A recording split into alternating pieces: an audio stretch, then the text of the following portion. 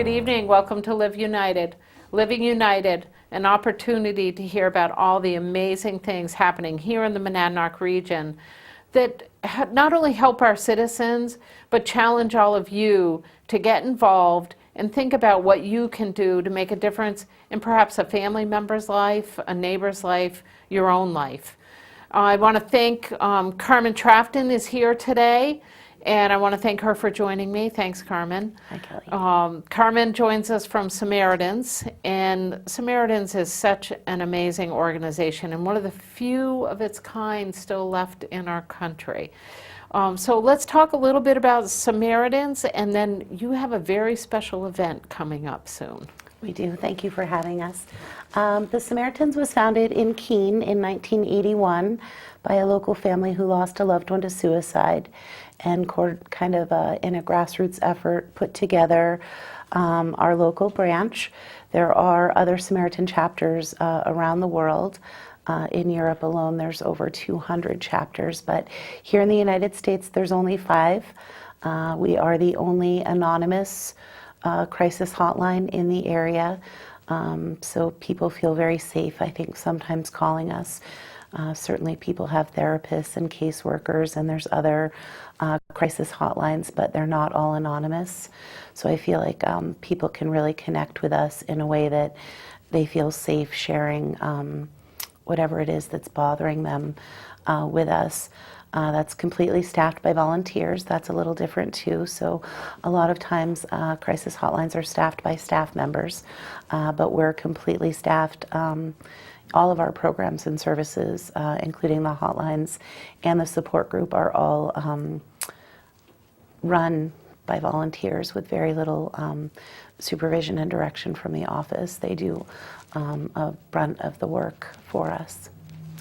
So you have a special event coming up, and I say special knowing just how emotional and touching and what an amazing opportunity this will be for people to come together on November 19th to share not just really stories, and some stories of hope, I think, as well. But it's an event that you are hosting along with Hannah Grimes and the Suicide Prevention Loss Network. Is that correct? It's the American Foundation for Suicide Prevention. So every Saturday before Thanksgiving annually, people from around the world come together for what's called International Survivors of Suicide Loss Day.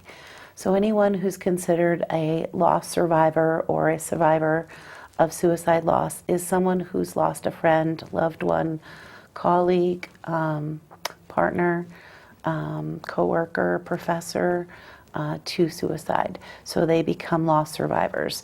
And as you can imagine, the holidays are especially difficult for people, whether it's a recent loss or a more long time kind of situation.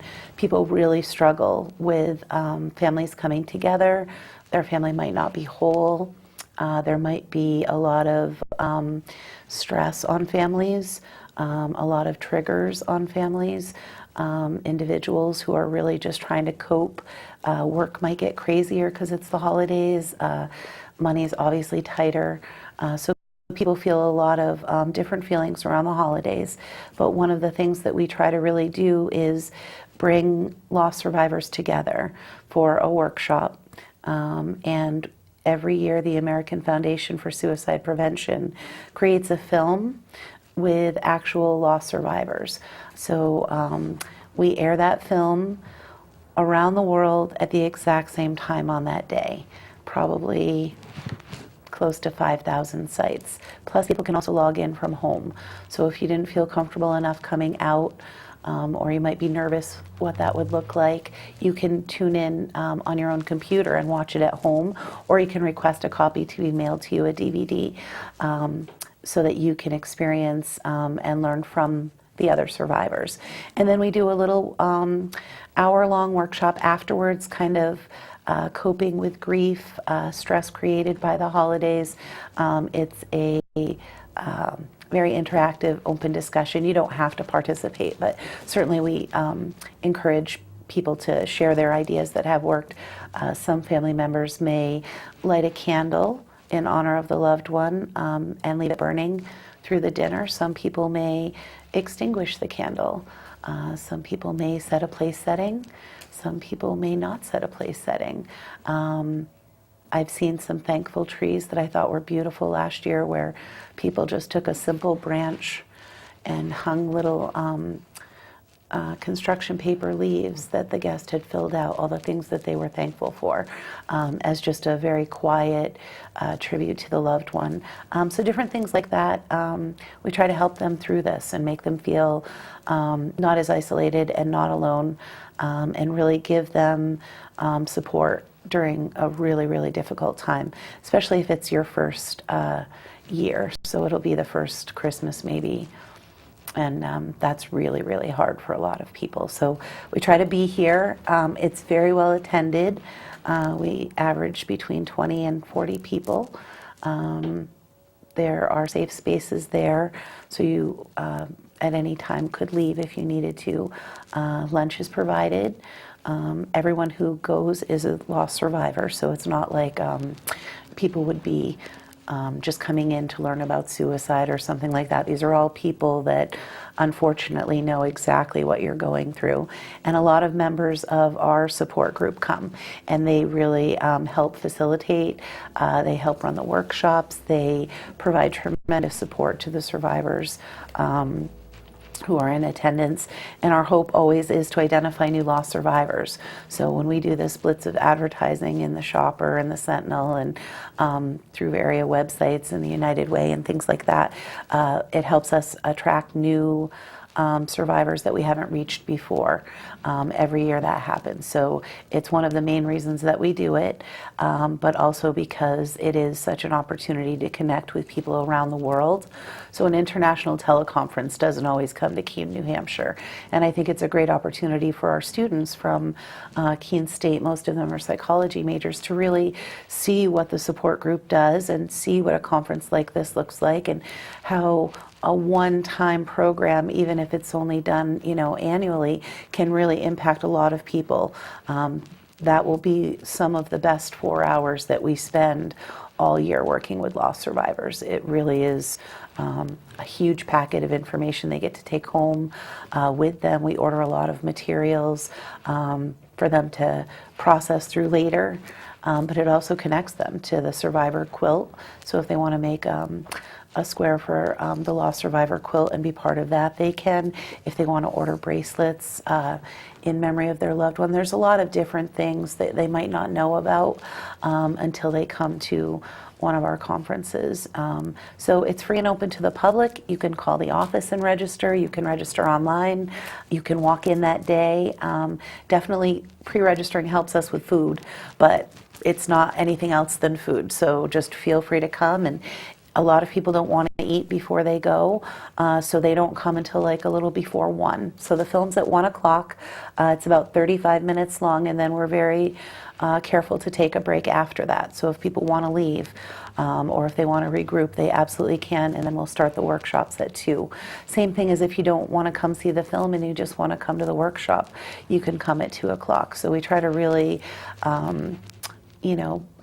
advertise it as such that it's a come and go kind of thing. People can park at our office in the Miller Forge parking lot all day for free and walk up to Hannah Grimes, who's our new co-sponsor. So I think it's a really excellent opportunity for the Hannah Grimes Center for Entrepreneurship to look at a new audience. And because it's internationally marketed, it will bring attention to this wonderful organization that we have in Keene. And it's a beautiful space and very, very close to our office. So we are so grateful to be partnering with them. And also this year, Ted McGreer from Ted Shoe and Sport gave us a $50 gift certificate. So somebody who comes is going to get a nice door prize, and they can either get themselves some new shoes or maybe a holiday gift for someone that they love or something like that. But we're hoping, that it will be a permanent location, perhaps at Hannah Grant's. Every year we outgrow our space, and it's difficult to find a space that's private, that's open on a Saturday, because it's always on the Saturday before Thanksgiving. So we're just super excited that I think being right up the street is going to be really easy for us, and a nice space for people to come together that day. So I want to jump in with highlighting the date, which is, it's this weekend. It is. It's the 19th of November from 12 till 3. Look, you're so great. There's the flyer. And I also brought a trailer of the film. So the film every year, like I said, is new. This one is called Life's Journeys, and it's a documentary. So I think we're going to be pulling that trailer up here in a moment to see. While we're waiting to do that, I want to highlight a couple of things that you said, Carmen. And one of those things is really that this could be for an event for someone to attend that may be new in their loss, and it may still be grieving that loss.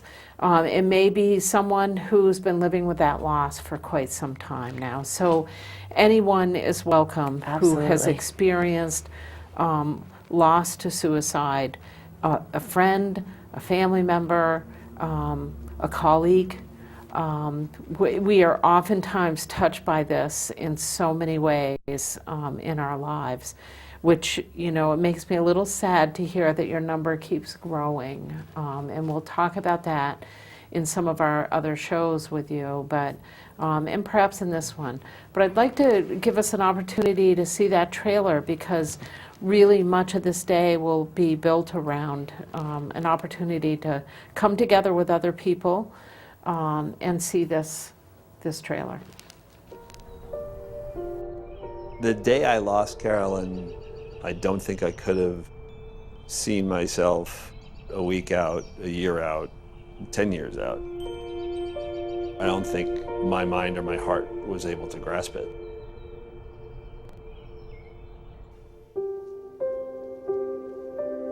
Early on, right after my brother's suicide, I felt like I was drowning. I remember sitting on that couch and literally thinking, how could the world possibly still be spinning?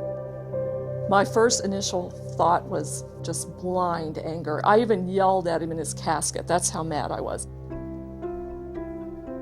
We have that splinter in our side, and it's never going to go away.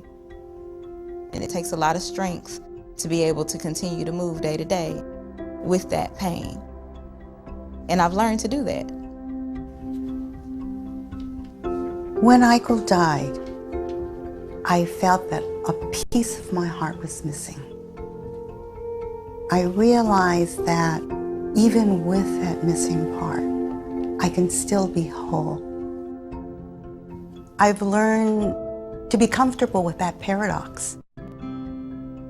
There are good days and bad days. There are good hours and bad hours. You need to take care of what's important, but what's important is you. My husband was a soldier. He was a soldier who died on a battlefield of a different sort. And I didn't want that to be a shameful thing for my children. On this journey, we become a different person.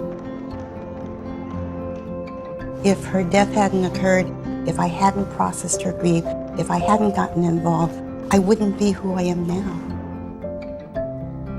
All in all, I'm standing on one foot as far as life goes. But I'm not wobbling. And the other foot will come down eventually. If we could do anything for the people that are new to this journey, it's to kind of give them that, that beacon, that hope, that knowledge that wherever they are right now, it's going to be better.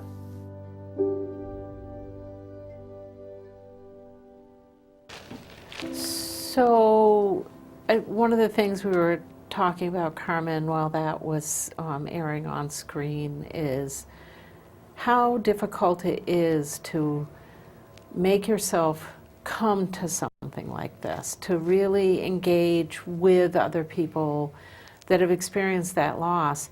And one of the things I really liked about the title of that clip was, it's called Life's Journeys, and reclaiming life after loss. And that's all the more reason to come out to this, because I would guess that many people want to isolate and be alone, and this isn't an alone experience. No, and this is one of the times when large families come. So we might see a group of 5 to 7 survivors all coming as a family, which is a wonderful thing. So they all get the information at the exact same time in the exact same way, and they can take it home and process it. It is very difficult. It's very difficult to reach out and call and register. It's difficult when I call them back, because they're going to tell me who they lost and how long ago, and it's going to bring up some feelings for them just to have to tell me. So we have an online registration that can be as basic or advanced as you want. You can absolutely include loved ones' photos. So there's a way to really incorporate your loved one into the day, or be a John Doe and just come. It is something that you can do that will help you heal. I tell people, like 6 months, if you were by yourself or you were trying to read a book or work through it, in a group or in a setting like that, if you come, the support that you will feel that day and from our group and moving forward can really, honestly, I think, advance you, 6 months in your grief. Certainly not everyone, and all grief is different, and I certainly don't mean to stereotype or generalize, but it definitely will help you quickly. There are 7 skills for surviving suicide loss that I thought I might mention, if that was okay. So ask for help.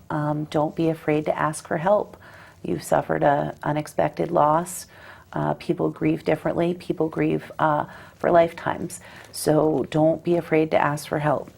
Know your limits. It's important to know your limitations and take action to protect yourself.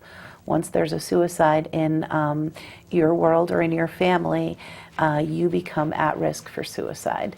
It's just one of the unintended consequences of being around that type of death, and it can absolutely trigger other people's depression, anxiety, and mental illnesses that can lead to suicide. Create a comfort zone. Make one safe place you can go to at any time that you're feeling stressed, anxious, or overwhelmed. We have those places available at all of our programs. There will be a safe area on that day. It's important for you to create a safe space in your home where you can just go and cry or grieve or write or whatever else that you might find very healing. People love the arts. People love to paint, play piano, a lot of journaling. A lot of people write. A lot of people are activists. They help other families put together quilts or, some of the programs like that. Make the clock your friend. Give yourself the precious gift of stability. Write it down. A journal can become your trusted confidant. Anything goes. A wonderful freedom comes from completely being honest. As you can understand, there's a lot of anger and resentment initially towards people that have taken their lives by suicide. There's certainly no blame placed on anyone in any of the work that we do, but family members often struggle with feeling very angry. Keep the faith. With loss like suicide, it's easy to feel our faith or whatever we believe in has abandoned us. Sometimes we have to lose our faith in order to find it again. And then understand the consequences. The more you educate yourself about suicide and its aftermath on families and friends, the better able you will be to protect yourself and those that you love. And the work that we do is really, really hard, but we find such great reward in helping these families.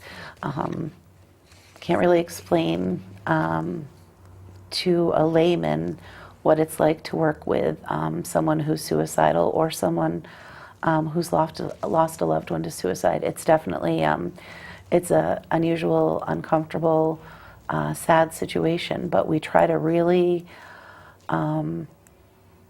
look at it objectively and try to help the person in their best way. So sometimes it is religion, right? Somebody might really pray. Somebody might love people to go have masses said for their family or loved ones. We did a candlelight vigil during the month of September for Suicide Prevention Month, and 20 people came out to Central Square who had lost loved ones to suicide. And when we set it up, I honestly didn't know if people were going to feel comfortable on Central Square being that exposed in public to their grief. And it was a wonderful thing. The candlelight, I think, was really special, and people shared stories. And you know, it's a remarkable gift to be able to eventually give back, and that's what we give to our survivors. So once you're feeling better, there's ways for you to connect and give back to others that need you now. And the growth is some of the things that, you know, I find the most rewarding. That the woman that facilitates our group is a loss survivor. And when I first met her, wasn't in any shape to lead a support group. And now, not only has she given her son such an amazing life, we know a lot about him and a lot about his friends and his family and his personality and what he enjoyed. And, you know, that's been a remarkable gift, I think, to her as well. And she's so strong, and she helps so many people. So come if you can, and if you can't, call me and I'll mail you the packet, because it's just really important that you get connected with other people. You're not alone. We're really sorry that this happened, but we can totally help you on Saturday. And I really, you know, this is a somber issue, and it's sad, and I'm sure our audience is feeling that. But this is really a chance for you to come together with other people and heal. And I want people to hear that. Yeah. Because there is life. You mentioned that, I think it's Penny, has Penny. given life to her son through working with other survivors. Yeah. And so really, you know, days like this become critically important to your healing process, to you connecting with other people who can help you move on with that life journey. And that's why I love that title of that, the movie that you'll be seeing. So November 19th, Hannah Grimes Center. If you're not sure where that is, you have questions about this at all, reach out to Carmen at Samaritans, reach out to the United Way, we'll redirect you to Carmen. You can certainly call 211, and 211 will connect you to Samaritans. I do want to say that if you are watching this show and you are either a survivor or you're someone who is feeling suicidal right here and right now as you're watching this, I encourage you to reach out to Samaritans immediately and connect with the folks there via their phone. Carmen, phone number for people. 603-357-5505.